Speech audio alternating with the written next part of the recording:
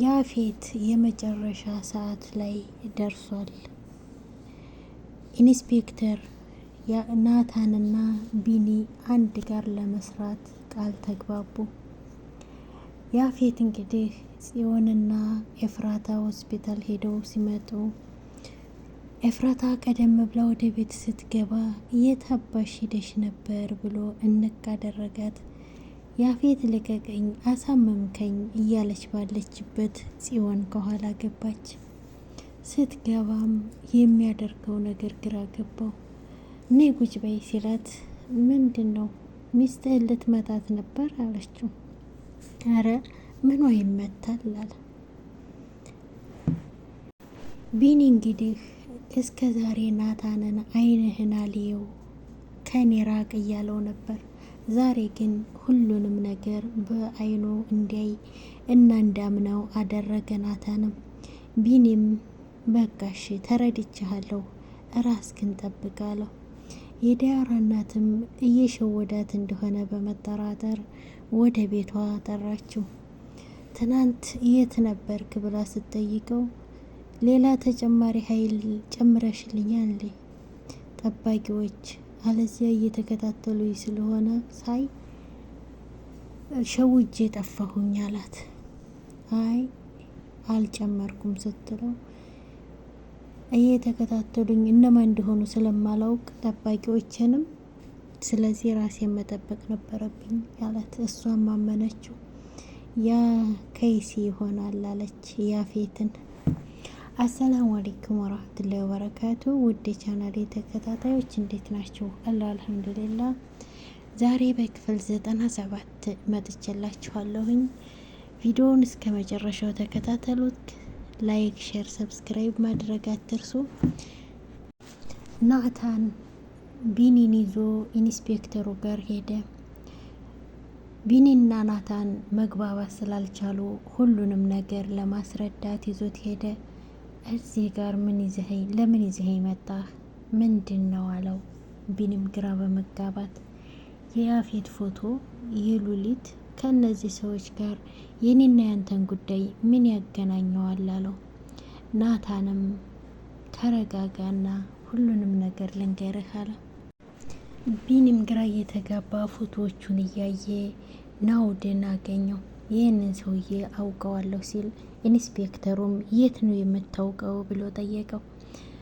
ከቤዛ ጋር ከነሱ ቤት በተደጋጋሚ ሲወጣ አይዋለሁ ሲል ናታንም ቤተሰቦች አደጋ ላይ ናቸው ብሎ ስሜታዊ ሆነ።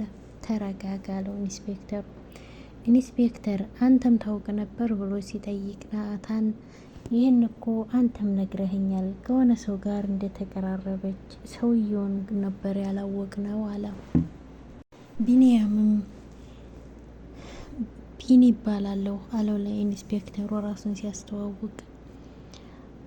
ኢንስፔክተሩም እኔ በደንብ አውቅሃለሁ፣ አንተ ነህ እንጂ የማታውቀኝ አቶ ቢኒያም፣ ይህንን ሰውዬ እርግጠኛ ነህ ከቤዛ ጋር አይተኸዋል ሲል ቢኒም አዎ እርግጠኛ ነኝ ብሎ አረጋገጠለት።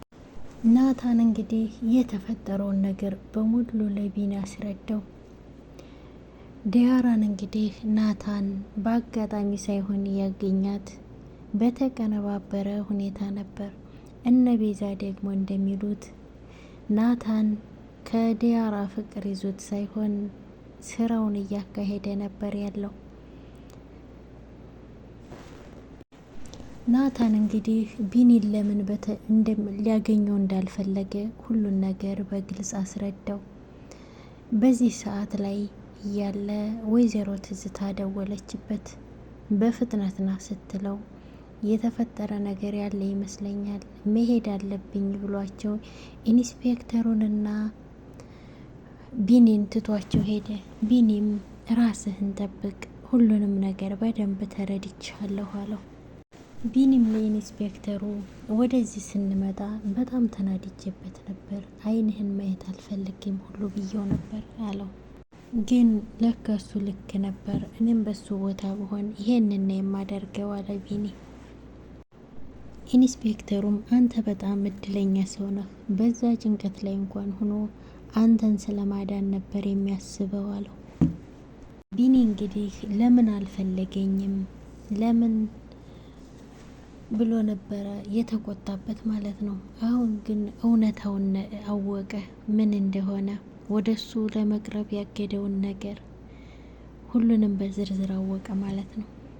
ቤዛ እንግዲህ በእንቅልፍ ልቧ ሔዋን መጥታ አንቺ ራስ ወዳድ ነሽ፣ አንቺ ጥቅመኛ ነሽ ብላት ሄዳ ነበረ። ቤዛም የእውነት መስሏት ተነስታ እየሮጠች ሔዋን እባክሽ ጠብቂኝ፣ ሔዋን እባክሽ ትተሽኝ አትሂጂ እያለች እየሮጠች በሩን ስትከፍት ሉሊት መጣች። ታሪኩን አግኝታ ተመልሳ ወደ ቤት እየገባች ነበር። ምን እየሆንሽ ነው ወይዘሮ ቤዛ ስትላት፣ ሔዋንን አየሻት አሁን ስትሄድ አለች። አረ ሔዋን የምትባል ሰው የለችም፣ ሰፈሯም ሄጄ ከቤቷ ተጠፋች 1 ወር ሆናት ብለውኛል ስትል፣ ቤቷን እንድታወቅሽው አለቻት ቤዛ። አንቺ የታሰርሽ ጊዜ ለአንቺ አንዳንድ ነገሮችን ለማድረግ በዚህ አጋጣሚ ነበር ቤቷን ያወቅኩት አለች። ወይዘሮ ትዝታ እንግዲህ ሳሎኗ ላይ ቁጭ ብላ ናታንን እየጠበቀች ባለችበት ማም ላናግርሽ ፈልጋለሁ ብላ መጣች ዳያራ። አሁን ምንም ማውራት አልፈልግም፣ ራሴን አሞኛል፣ ወደ ጓደኞችሽ ጋር መሄድ ካለብሽ እያለቻት፣ ማም እኔ አንቺን ማውራት ነው አሁን የምፈልገው ቅድሚያ ስትላት፣ አሞኛል ምንም ማውራት አልፈልግም አለች። ናታንን ቀጥራ ወደ ቤት እየመጣባት ስለሆነ እና ወደ ጓደኞች ሂጂ ስትላት፣ እንደወጣልሽ ነው የምትፈልጊው ደግሞ ዛሬ? እስከ ዛሬ ከቤት መውጣቴን አትፈልጊም ነበር አለች። አይ ሂጂ ዛሬ አለቻት። እሷ ቦርሳዋን አንስታ ስትወጣ ለናታን ደውላ ዳያራ እየወጣች ነውና እንዳታይ አለችው። እሺ አለቃ ብሎ ትዕዛዟን ተቀበለ። ቢኒም ኢንስፔክተሩን፣ ናታን ግን እንዴት ነው ወደ እነዚህ ሰዎች ሊቀርብ የቻለው አለው። ኢንስፔክተሩም እሱን ራሱ ቢነግርህ አይሻልም ብሎ መለሰለት። አንተ ግን እንዴት ነው ልትረዳን የምትችለው ሲለው፣ በፊት አንዳንድ ፋይሎችን ይዤ ነበር አለው። እሱን ፋይል ስከፍትበት ለግማሽ ቀንም ቢሆን ውሎ ወጥቷል አለ። ግን አንዱ ዳኛ የእሱ ስላልሆነ ፋይሉ እንዳይዘጋና ምርመራው እንዲቀጥል አድርጓል ሲል፣ ኢንስፔክተሩም እውነት ነው እንደ ሁልጊዜውም አንድ ቀን ብቻ ታስሮ ስለሚወጣ ፋይሉ ይዘጋል ብለን ስላሰብን ሌሎች ነገሮች ላይ ነው ትኩረት ያደረግነው አለ። ቢኒም ኢንስፔክተር አሁን ውስጥ ላይ ያለው ዳኛ በምንም እንትን የማይል ውስጥ ላይ ያሉትን የሙስና አካላቶች ጠርገን እንደምንጥላቸው ቃል ገብቶልኛል አለው። ኢንስፔክተሩም ገንዘብ የማይሰራው የለም ራስህን ጠብቅ ብሎ አስጠነቀቀው። ነገ ጠዋት ገንዘብ ከተከፈለ ይሄ ሰው እንደማይቀየር በምንም አታውቅም ሲለው፣ ቢኒ አዎ እውነት ነው አለ። እኔን ደግሞ ያገተኝ ያክስቱ ልጅ አቤል ይባላል፣ ያስለቀቀኝ ደግሞ ያፌት ነው ብሎ ለኢንስፔክተሩ ነገረው። ኦ እኔ ሳልጠይቅህ እሱን ነገር ነገርከኝ ብሎ አለ። በምን አይነት ኬዝ ነው ሲለው፣ አይ እኔና እሱ መሀል ነው ብሎ መለሰ። ገኒ ተጨንቃ እየደወለች ነው። እነሱ ከቤት በጣም መደባደብም ካለብን ለብቻችን ተባብለው ስለወጡ በዛ ነገር ተጨንቃ እየደወለች ነው። ቢኒም አላነሳም። ገኒ በጣም ተጨንቃለች። ኢንስፔክተሩም አንሳው እንጂ ይለዋል። አይ በቴክስት ነግራቸዋለሁ ብሎ ችግሩን በሰላም እንደፈቱት ለዳጊ ቴክስት አደረገለት። ዳጊም ለገኒ ነገራት። በጣም ተደሰቱ። ቤዛ እንግዲህ በጸጸት ራሷን እየቀጣች ነው። ለናውድ ደውላ እባከናና ፖሊስ ጣቢያ መሄድ እፈልጋለሁ፣ አንዲት ጓደኛዬ 1 ወር ሆና ከጠፋት ለፖሊሶች አመልክቼ እንዳፈላልጓት ላድርግ፣ የአባቴን ገዳይ እንኳ ባያገኙ የእሷን ነገር ያገኙልኝ ብላ ነገረችው። እሱም 11 ሰዓት እኮ ሊሆን ነው ነገ እንሄዳለን አላት። እቻው ተባብለው በዘጉበት ሰዓት ላይ ከኋላ ናውድ እያለ የሚጣራ ድምፅ ሰማ። ዘወር ሲል ቶማስ ነበር። አቤት አለው። ቶማስም ቢሮ ፈልጌ አጣሁህ አለው። አዎ መንቀሳቀስ ፈልጌ። ምን ነው በሰላም ነው የፈለግከኝ ወይንስ እናቴ ተከታተለው ብለህ ነው ሲል ቶማስም አይ እኔ ራሴ ነኝ አለ። ለምን ፈለግከኝ አለው።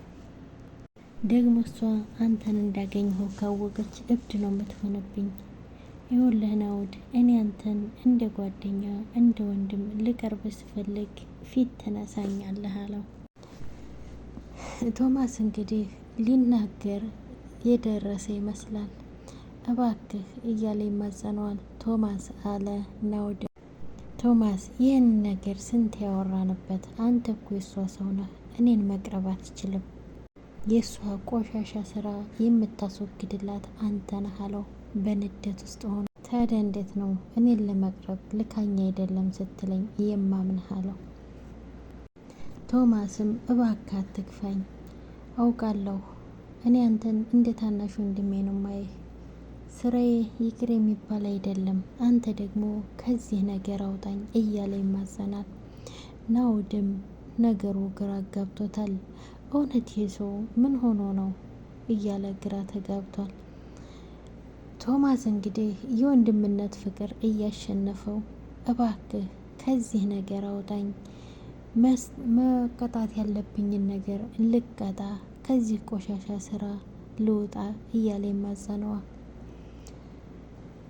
እንግዲህ ይህንን ተነጋግረው ነገር አበላሻለሁ አጉል እየዘባረኩ ብሎ ቶማስና ናኦድ ተለያዩ። ኤፍራታና ጽዮን እንግዲህ ሆስፒታል ሄደው ተመለሱ። ለያፌት ትነግሪዋለሽ ስትላት አይ አልነግረውም፣ ከዚያ በፊት ግን ማረጋገጥ ያለብኝ ነገር አለ አለች ኤፍራታ። ጽዮንም ልጁ ወንድሜ ነው እንዴ ብላ ጠየቀች። ኤፍራታን በሀሳብ ሄደች። ያፌትም ወንድምሽ ከሆነ ናታንም ያም ሆነ የወንድምሽ ነው ብላ እያሰበች እያለ ምን እያሰብሽ ነው? ይህን ያክል ይከብዳል እንዴ ስትላት ምን መሰለሽ አቤል አብሬያችሁ ልኖር ብሎ አለኝ አለች። ወሬ ማስቀየሻ ለምን ስትላት እዚያ ብዛ የመሰለ ቤት ከምኖር እናንተ የተንጣለለ ቤት ውስጥ እየኖራችሁ እዚህ ልኖር ብሎ ሲጠይቅ ያፌትም በጭራሽ አይሆንም አለቻት። ኤፍራታና ጽዮንም ከሆስፒታል ተመልሰው ቤት ሲገቡ ያፌት በንዴት ሆኖ እየጠበቀ ነበር። ኤፍራታ ቤት ስትገባ እንቅ አደረጋት። እባክህ ያፌት እያሳመምከኝ ነው ልቀቀኝ እያለች ስትል ጽዮን ብቅ አለች። የዚህ ጊዜ ደንግጦ ለቀቃት። ነይ ቁጭ በይ ሲላት ምን እያደረግክ ነበር? ልትመታት ነው አለችው። ውድ ቻናል ተከታታዮች ለዛሬ ይዤላችሁ የመጣሁት ቪዲዮ ይህን ይመስል ነበር። ቪዲዮውን እስከ መጨረሻው ተከታተሉት። ላይክ፣ ሼር፣ ሰብስክራይብ በማድረግ አበረታቱኝ። በሌላ ቪዲዮ እስከምንገናኝ ሰላም ቆዩልኝ።